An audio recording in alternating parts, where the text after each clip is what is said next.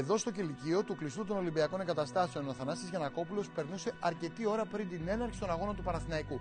Συνομιλούσε με τους φίλους της ομάδας, ενώ έλεγε στους δημοσιογράφους μερικές από τις πιο όμορφες μπασκετικές ιστορίες. Είμαστε στον αέρα σε ζωντανή σύνδεση με την Αθήνα.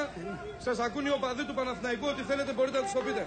Θέλω να πω ένα μεγάλο ευχαριστώ και στους οπαδούς που ήρθαν στο Παρίσι, αλλά και σε όλους τους επώνυμους και ανώνυμους φιλάθλους που βρίσκονται σε όλη την Ελλάδα. Τώρα δεν θέλω να αποκαλύψω, αλλά εσύ ξέρεις αν είμαι φίλος σου και είσαι εσύ εμένα δικός μου φίλος.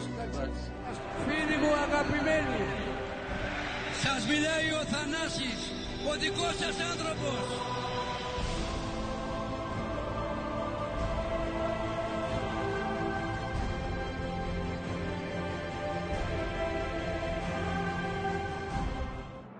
Θέλω να κάνω μια παρένεση και μια παράκληση.